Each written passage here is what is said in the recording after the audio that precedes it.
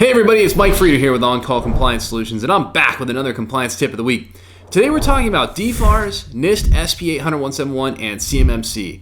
What about printers and printing CUI?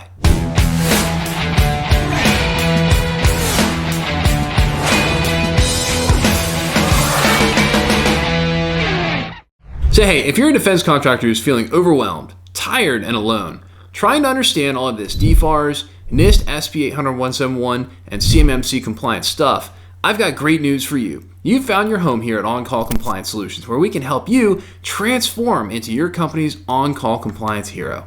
So let's jump into it. Just the other day, we had a user who was concerned about printing, and this is a pretty savvy user. He was an IT director, and he brought up the reality that many printers communicate via the raw printing port on TCP port 9100. And by the way, if you're like, what in the world did Mike Frieder just say? Don't worry, no worries, it's all good. It's just, that's a technical speak for the port that your printers typically take communication on. So printing port on TCP port 9100, which is often considered to be the simplest, fastest, and generally most reliable way to print, although it offers absolutely no security, no encryption, and is generally a potential attack vector with printers. I thought it was a pretty good question because he's absolutely right. There's no security on that port, and generally speaking, your printers are going to be receptive to it. So, pretty good question. And so I decided to jump all the way, back into my time machine, my compliance time machine, way back to the big year 2017, which basically tells you how long we've been doing this stuff and the reality that I very likely was practicing compliance and information security around the same time that the dinosaurs were roaming the earth. It's a true story.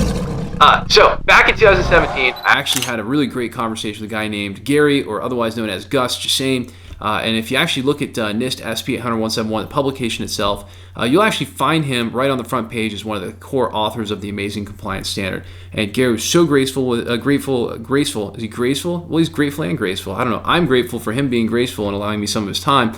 Guy was awesome. He was a core author of it. Really helped me to understand a lot of the different points that are in NIST and kind of help me to understand what the real intent was behind some of the controls and really the whole thing, and answers a lot of really great questions. Now, during that conversation, we were discussing FIPS compliant encryption, which we were struggling with at the time, and how it basically broke everything, and what he explained to me was really, really eye-opening. He said to me, it made being compliant so much easier and more logical. So here's how the conversation went. I said, look, so one thing to think about here is when it comes to protecting CUI, there are two acceptable ways to protect it. Number one, encryption, and if encryption is the only way to protect CUI, then it needs to be FIPS 140-2 validated. Number two, physically protect CUI. So in other words, you can either encrypt it to protect it, or you can physically protect it to protect it. And also one other thing, which is if encryption is the only way that you're protecting the CUI, then it needs to be FIPS 140-2 validated. So if encryption and only encryption, that encryption must be FIPS 140-2 validated. Or second way you can do it is physically protect the CUI. In the case of printers, it's generally assumed that they would be physically protected, i.e. that the printer would be within a secure facility per the physical controls if it will print CUI. And based on that, encryption is not necessary. Some may ask, what about VPN? And again, just throwing an example out there that I think would be common to try to shoot this down. What about VPNs? Well, in the case of VPN, the connection into the physically protected network must be FIPS 140-2 validated, but that is your VPN. So not what happens once you have the secured validated tunnel in. So again, not a big deal because the printer itself is physically protected, the network itself is physically protected, and the way into that physically protected network, that part, your VPN, definitely does have to be FIPS 140-2. But as far as the printing protocols itself, when it's in a local area network and that network is physically protected, no big deal. So I think the concern would only really apply in an unusual circumstance when a printer would be asked to print CUI from outside of the physically secured building. Maybe a scenario where the printer was made public via DMZ, which doesn't really seem to make any sense or be realistic. I don't know if you guys remember this, but many years ago, there was this kind of random attack that would happen where your printer would just start spewing all kinds of random garbage. That's what would happen if you had a printer that was publicly accessible. Obviously, nobody allows that anymore through their firewalls. So I believe this is why there's not much noise being made about printer encryption or protecting printers in NIST SP 800-171. But there is much more concern in audits when it comes to protecting the physical facility where the printer and other CUI exists. So in other words, an assessor is going to make a much bigger deal about you protecting where that printer is than the printer itself if it's protected. So that was my basic answer, and all of a sudden you can kind of begin to see that with a better understanding of some of the nuances of compliance and how it's supposed to work, becoming compliant just doesn't have to be so hard after all.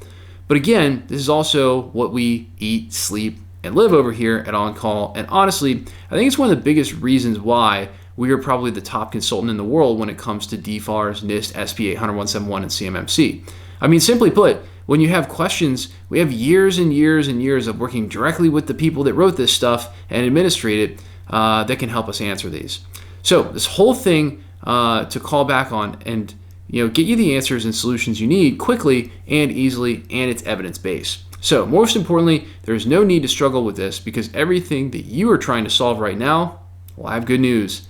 We've already been there, done that, wrote the book on it. I mean, literally wrote the book on it, passed the audit, and we can help you too. Because hey, at On Call, we take defense contractors who have had this DFARS, NIST, SP 800-171, CMMC, ITAR, and EAR information security compliance stuff dropped in their laps like a seagull on a sunny day, and we teach you how to level up and be a proper On Call compliance hero for your company, eliminating gaps, gray areas, and getting this solved, all while showing you how to leverage compliance as your secret weapon to land more defense work with higher profit margins.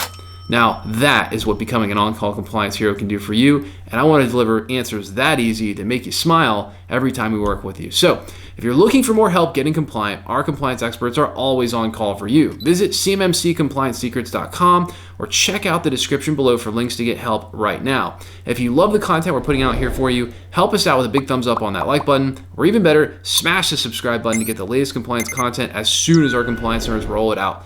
Until the next compliance tip, my friends, stay safe and secure out there. Hit us in the comments below to let us know what you'd like to know more about when it comes to information security and compliance. And if you haven't smashed that subscribe button, I'm looking at you, all 1.8 million views of you. Smash the subscribe button today. Even if you never want to see one of our videos again, it helps us out and it tells us that we're doing the right thing and that we provide you some value. So smash the subscribe button. I'll see you on the next one.